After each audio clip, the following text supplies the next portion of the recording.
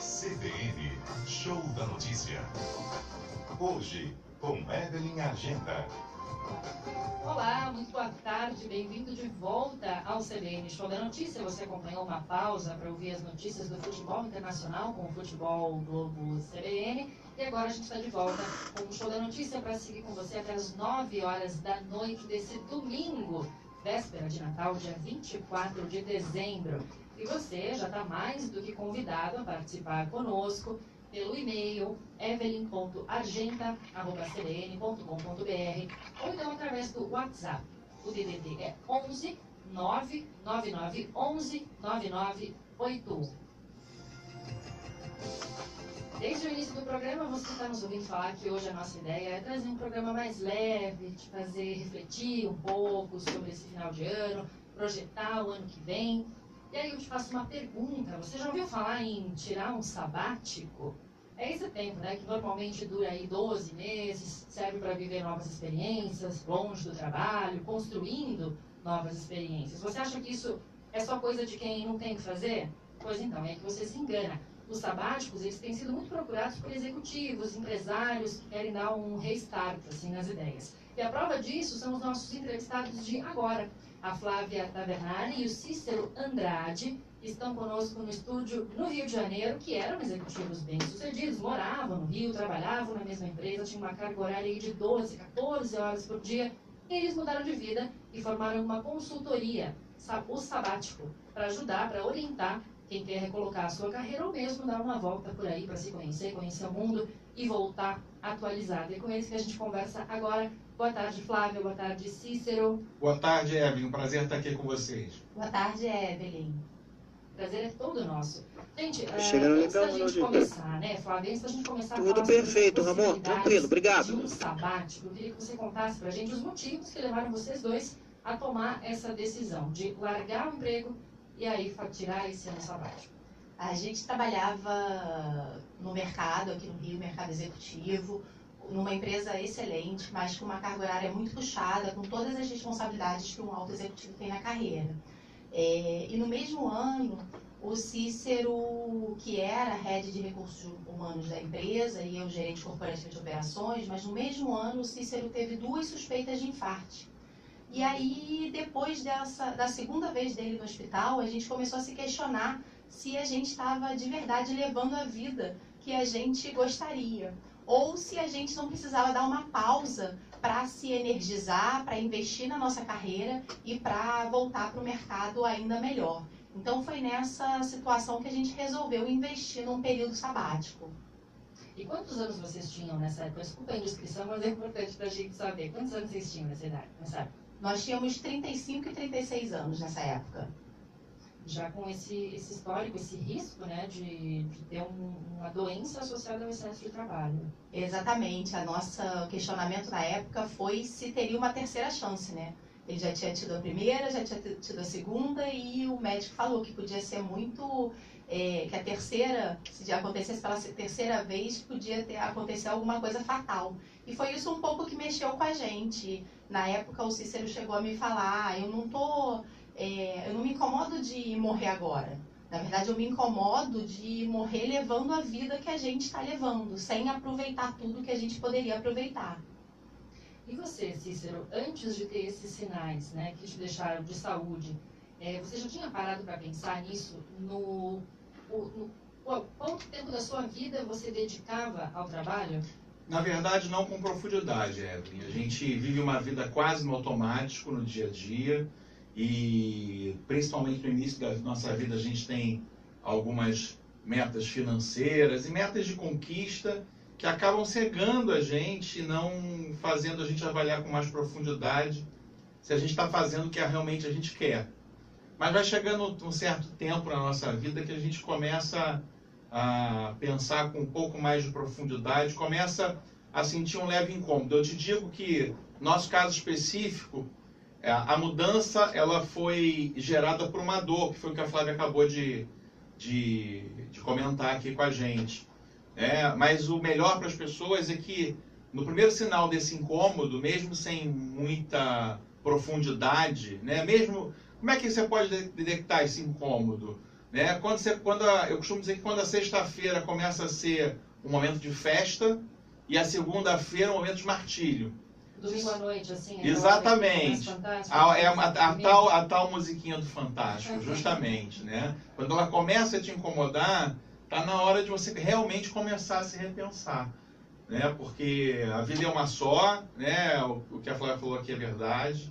Eu tinha muito medo de ter vivido a vida sem realizar os meus sonhos, sem ter viajado quanto eu viajei, enfim, tido minha própria empresa, e aí foi nesse momento que eu resolvi, de fato, planejar uma mudança na nossa vida. E como é que foi o passo prático dessa mudança? Como é que foi a decisão? Assim, né? Ok, agora vamos, para onde vamos, o que a gente precisa? Na verdade, já na mesa, já na saída do hospital, a gente já começou a conversar que alguma coisa precisava ser mudada. Mas eu te digo que durou mais ou menos uns 6 meses de planejamento intenso, Evelyn, assim, passando por todos os quadrantes. Primeiro o seguinte, né? As pessoas falam de ano sabático e muitas vezes associam isso a férias. Né? Assim, a gente ouve muito assim, estou muito cansado, estou muito estressado, eu vou tirar um sabático. A gente não recomenda isso. Na verdade, a gente teve o cuidado de fazer um planejamento para um ano sabático, é um planejamento para o restante da nossa vida. Porque o que acontece? Depois do ano sabático, do período sabático, a sua vida continua. Né? Não é um suicídio corporativo. Não, eu vou jogar tudo pro alto. Não é isso. Então a gente fez de uma forma muito realista e cautelosa, durante 6 meses, um planejamento abordando todos os aspectos da nossa vida. Né? Enfim, reserva financeira para fazer isso, o que a gente ia tirar de fato dessa parada. Né? A ideia dessa parada era voltar para o mercado de trabalho, ou para quem queira mudar aí, ou abrir o seu negócio, para que seja para o que for, para que você volte mais forte do que você parou. Essa parada ela tem que ter um sentido prático para você. Né? Ela, óbvio, ela serve também para descansar, para você refletir, mas acima de tudo para te fortalecer. Eu acho que essa é a grande palavra dessa parada em si. Mas a gente fez um planejamento profundo de todos os quadrantes da nossa vida e o que a gente ia tirar de benefício depois da parada também. Você falou, né, Cícero, de o momento que a gente percebe que é hora de mudar alguma coisa é quando o trabalho não começa mais a ser prazeroso, ele começa a ser um fardo. Não é mais prazeroso a gente ir para o trabalho na segunda-feira, não é legal, a gente começa a achar ruim. Além desses sinais, o que a gente pode, quem está nos ouvindo agora, que está fazendo essa retrospectiva, né, da sua vida pessoal 2017, chega essa época, quais são os outros sinais aos quais a gente deve ficar atento para perceber que é hora de mudar? Não necessariamente fazer um sabático, porque para isso precisa bastante planejamento, a gente vai falar sobre isso daqui a pouco, mas para dar uma guinada. Eu acho que além da emoção aí da sexta e da segunda, é de você começar a projetar o seu futuro e o cenário for negro na frente. Né? Assim, a gente tem que pensar a nossa carreira de uma forma onde a gente contemple mais o longo prazo. A gente não trabalha única e exclusivamente para receber o salário no final do mês. A gente trabalha para construir uma história e que essa história leve a gente a um lugar mais confortável na frente. Quando mesmo sem os fatores emocionais que acabam sempre atingindo a gente, quando você vê em determinado momento da sua carreira que o que você está fazendo, de fato, não vai consolidar uma história que vai te proporcionar um futuro melhor, está na hora de você repensar. E Flávia, o que as pessoas precisam organizar antes disso? Vocês falaram que depois do start, né, que foi a doença do Eduardo, do Cícero, desculpa, vocês começaram a se planejar 6 meses com antecedência. E para quem está nos ouvindo e precisa fazer isso, qual é a estratégia? O que tem que pensar? O que tem que organizar? Se é possível a gente falar quanto tem que guardar, tomando como média aí o salário médio do brasileiro, que não chega a R$2.000. É possível o brasileiro médio fazer isso? É possível, sempre com muito planejamento. Principalmente em relação à questão financeira e à questão profissional também. Então, o planejamento ele passa por algumas fases. a fase de o que se quer fazer num sabático. Não necessariamente deve-se tirar um sabático para viajar para o exterior, para ir para algum lugar. Tem gente que tira o sabático para escrever um livro. O sabático ele é muito direcionado para o que a pessoa quer investir num período de pausa. Então, acho que o principal ponto é a clareza do para que e por que a pessoa irá tirar aquele sabático. Então, com essa clareza do que ele vai acrescentar, do que ele vai acrescentar a médio e longo prazo na vida daquela pessoa, é que começa o planejamento. Considerando o planejamento financeiro, quanto eu preciso ter para que eu tire o período sabático que eu queira, que pode ser de 3 meses, 6 meses, 12 meses, dependendo da real necessidade da pessoa e do que ela quer construir nesse período. Então, passa pelo financeiro, passa pelos investimentos, investimento que podem ser investimentos emocionais, investimentos em algum curso, investimento em alguma viagem, investimentos em um curso de meditação em algum lugar. Então, depende muito do que a pessoa quer com esse sabático, do que ela fará nesse sabático e a construção financeira, construção de tempo, construção de todos os recursos necessários para que ela tire o sabático. Então, falando em relação à parte financeira, que é que você chamou a atenção, ela depende muito do que se fará nessa pausa. Porque pode ser que a pessoa só se afaste do trabalho, continue morando na sua própria casa, continue com as suas despesas de forma condicionadas, então ela já sabe, por exemplo, quanto ela ganha. Se for o caso, por exemplo, da pessoa escrever um livro só mudando a rotina e continuando, só mudando a sua rotina de trabalho, se afastando do dia a dia do trabalho, mas continuando com a sua rotina da vida pessoal, por exemplo. Então, essa questão depende muito de caso para caso e do que vai se considerar fazer nesse período.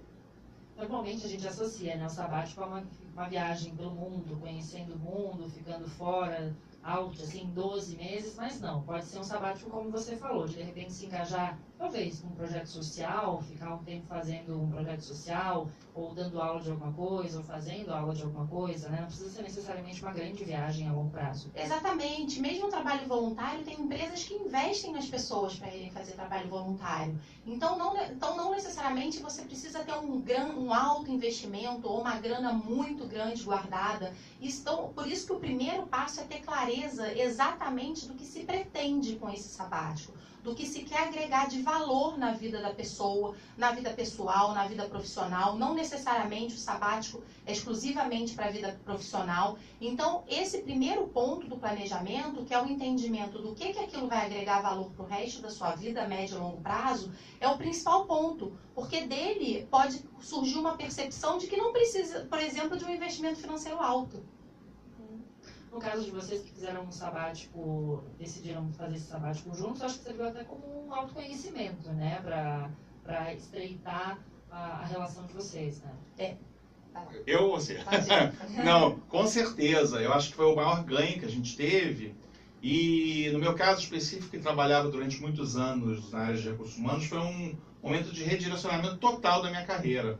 O que acontece? Quanto mais você cresce nas organizações, por mais processualizadas que elas sejam, você acaba trabalhando mais com a parte política, né? Enfim, a aprovação de processos e projetos, do que especificamente com o que você gosta tecnicamente de fazer. E a minha conclusão depois do meu sabático foi exatamente isso. Eu acabei durante um tempo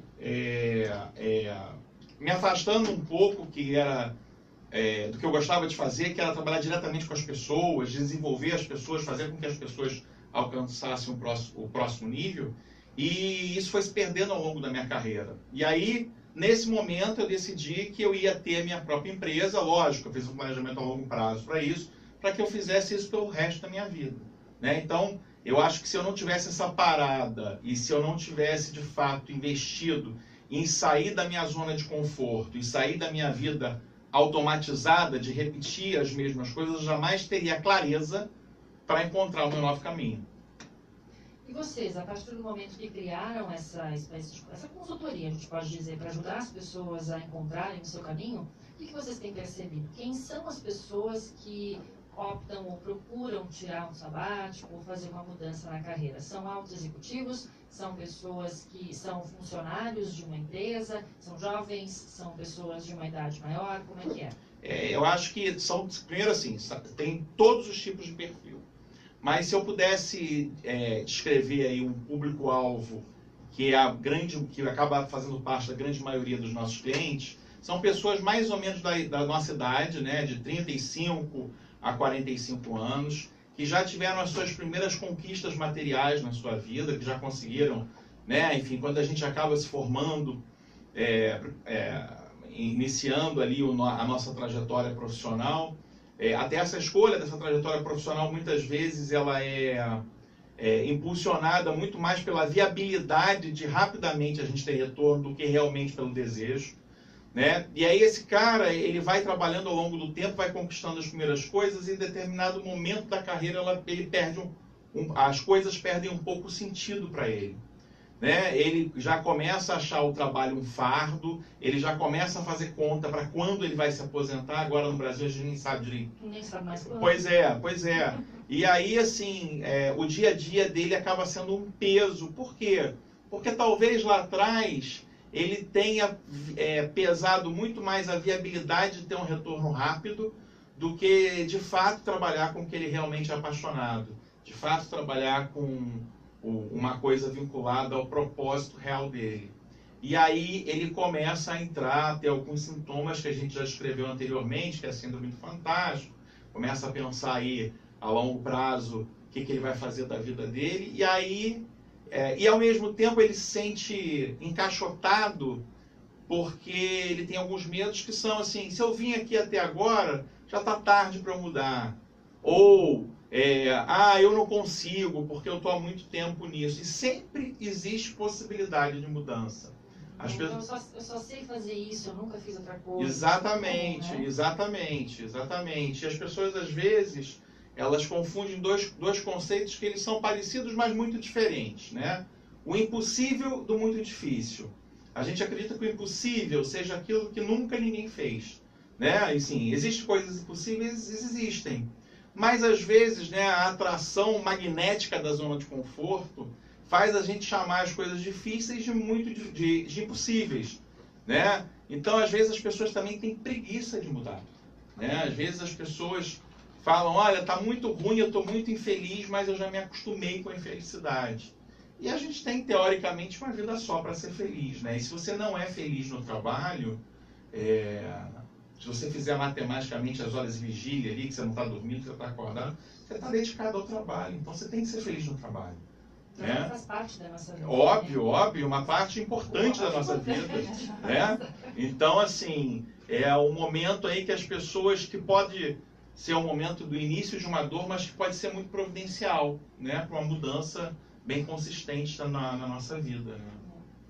Enquanto a gente conversa aqui, eu tô olhando na internet e eu encontrei aqui, o Bank of America, que é o segundo maior banco dos Estados Unidos, anunciou nessa última quarta-feira que vai começar a oferecer períodos sabáticos para os funcionários. Vão ser assim, além das férias, mais um mês de folga remunerada, olha só, para que todos os seus executivos, pelo menos os que tenham assim 10 anos de casa a partir desse momento, eles possam sair, conhecer o mundo, se envolver em causas sociais, trazer novas experiências. E aí eu pergunto para vocês, Flávia, qual é o retorno da empresa ao fazer isso? Ao proporcionar para o funcionário, por exemplo, uma licença remunerada ou não remunerada, quando ele volta desse período sabático, dessa experiência? O que a empresa ganha com isso? Eu vou deixar essa pergunta para o Cícero, que ele é o nosso especialista de recursos humanos. Legal. Eu acredito, Evelyn, assim, que o executivo tem um tempo de validade dentro da empresa também. Eu acho que ele, quando entra na empresa, ele traz muita inovação, ele vem geralmente de uma outra cultura, uma outra posição dentro da empresa, ele vem com um gás total, né? Ele vem acrescentando não só operacionalmente, mas estrategicamente para a empresa. E eu acho que conforme o tempo vai passando, ele vai caindo aí a taxa de inovação e aumentando a taxa de operação nele na empresa. Então, assim, eu acredito verdadeiramente, isso em função da análise, trabalhar com executivos por quase 20 anos, Você vê que as pessoas entram com força total e com o tempo as coisas vão se automatizando dentro do processo. Né? Eu acho, enfim, legal você trazer essa notícia. Eu acho que na Europa cada vez mais é usado também o período sabático. O que a empresa ganha nesses momentos é um executivo reciclado. Né? É um executivo motivado e com a cabeça mais aberta para trazer inovação, para trazer coisas novas, para trazer diferente. Com o passar do tempo, né, o executivo acaba sendo mais uma engrenagem dentro de uma operação. E uma engrenagem, na verdade, ela é substituível. Né? Agora, uma pessoa que esteja com um nível de motivação e um nível de inovação em alta, ela acaba sendo uma pessoa mais importante na empresa. Então, se você botar na ponta do lápis, por exemplo, aí eu estou falando do lado da empresa, né? O quanto custa demitir um alto executivo de uma empresa que não está performando mais como ele performava no início, e a possibilidade de gerar um período sabático, como essa empresa está fazendo de 1 mês, ou de 3 ou de 6 meses, você vê que a empresa acaba tendo um balanço financeiro muito legal nesse investimento e o retorno de um executivo novo em folha, o mesmo gás quando ele começou a trabalhar. A gente falou essa iniciativa especificamente dos Estados Unidos, do Bank of America, e também você comentou iniciativas que existem já em andamento na Europa. No Brasil, a gente já tem essa cultura ou ainda não? Na verdade, eu não sei te responder com precisão, porque a gente está há 6 anos fora do Brasil já. Né? Mas eu sei que existem muitas pessoas com a cabeça muito mais aberta do que há 6 anos atrás, quando a gente tomou essa decisão de tirar um ano sabático, que não foi fácil também, né? Porque era uma coisa menos comum do que é hoje. E acredito que hoje as pessoas estejam muito mais abertas a começarem a investir nisso enquanto empresa também. Né? A gente vê aí um mundo totalmente diferente do que era no passado, e eu não duvido que em breve isso venha acontecer de uma forma consistente no Brasil também. A gente tem visto que a iniciativa tem partido muito mais dos próprios executivos do que das empresas. Então, eles mesmos procuram a gente e procuram esse tipo de investimento por conta própria. Mas a gente acredita que sim, que aos poucos vai haver um crescimento no Brasil das próprias empresas investindo em sabáticos para os seus executivos. Até porque cada vez mais a gente tem executivos alcançando esse nível de hierarquia mais alto, cada vez mais jovens, e com uma inquietude maior do que antigamente, quando se alcançava esse nível de sênior numa empresa já com mais idade, com uma família já constituída, enfim, projetos já mais alicerçados. Hoje em dia a gente tem altos executivos que têm 30 e poucos anos. Então é normal que as pessoas tenham uma inquietude maior dentro de si, né? A gente está no momento que a geração Y está chegando num nível executivo considerável. E eles realmente têm um perfil de imediatismo, de mudanças rápidas, de tentar, os ciclos deles fecham mais rápidos do que da geração anterior. Então, sim, eu acho que é uma forma de manter essas pessoas dentro das empresas, de motivar esse público, esse profissional. Antigamente a gente falava muito e as empresas trabalhavam muito no sentido de alguns benefícios, né? Mas hoje todos os benefícios eles acabam sendo default, eles acabam sendo padrão. Então, quando a gente olha para empresas como Google, como Facebook, que são empresas interativas, que são empresas super bacanas para o funcionário trabalhar, elas já pensam nesse tipo de política. Então, de verdade, elas atendem esse público da geração Y, que é o novo executivo do mercado de trabalho. E é o caso aqui do ouvinte que mandou mensagem para a gente, pelo evelyn.argenta@cbn.com.br, é o Rafael Batista da Silva. Ele é de São Caetano do Sul, e ele diz o seguinte: tenho 23 anos e apesar da pouca idade já trabalho pelo menos 8. Em 2016, 2017, tive 2 crises de estresse. Ainda não consegui tirar o meu sabático, mas me identifiquei muito com a história dos convidados, porque hoje em dia não podemos manter esse ritmo de trabalho tão pesado que nos faz mal. Essa última frase ele colocou tudo em caixa alta, para vocês terem ideia. Legal, legal. Eu acho que no caso dele, como era no nosso também,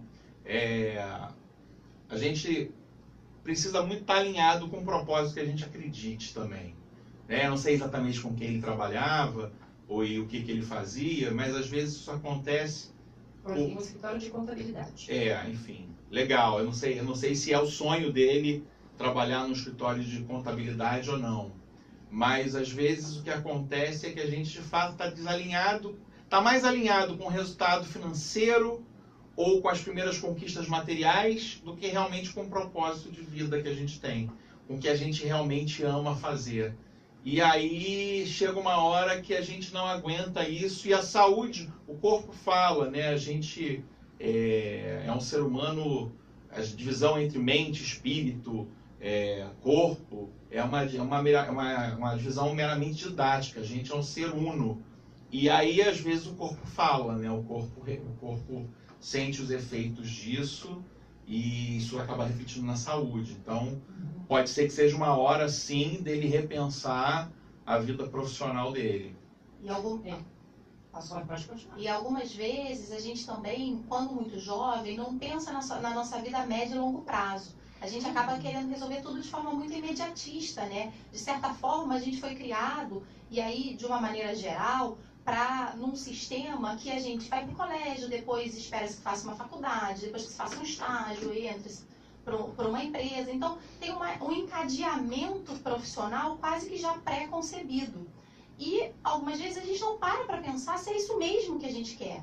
Então, quando a gente já está lá, no meio, ou já está lá, dentro dessa história, a gente mal parou para refletir se era a história que a gente queria construir para a nossa própria vida. O que acaba acontecendo também. Então, acho que para o nosso ouvinte, talvez o melhor conselho, se a gente pode falar assim, é ajudá-lo a repensar o que ele sonha, que história, quando ele tiver lá 90 anos, ele quer contar da vida dele. A gente vê as pesquisas médicas, né, dizendo que quando as pessoas estão no leito de morte, 90% elas se arrependem do que elas não fizeram. De não ter mudado de trabalho, de não ter ficado tanto com a família, de não ter viajado mais. Então, assim, que história que ele não quer se arrepender? De que ele não quer, de que história ele quer viver e contar quando ele tiver lá aos 90 anos? E olha que boa provocação e boa forma da gente terminar essa nossa conversa, que a gente podia seguir aqui por muito mais tempo, mas quero agradecer muito Flávia Tavernari, Cícero Andrade, obrigadíssima por essas dicas valiosas, por terem compartilhado a experiência de vocês. Eles são da consultoria Sabático, tem justamente essa ideia de ajudar as pessoas que querem fazer isso. Obrigada mais uma vez. Obrigado a você, foi um grande prazer estar aqui com vocês. Obrigada, Evelyn, um Feliz Natal para você e para todos os ouvintes também. Para todos nós. Repórter CBN.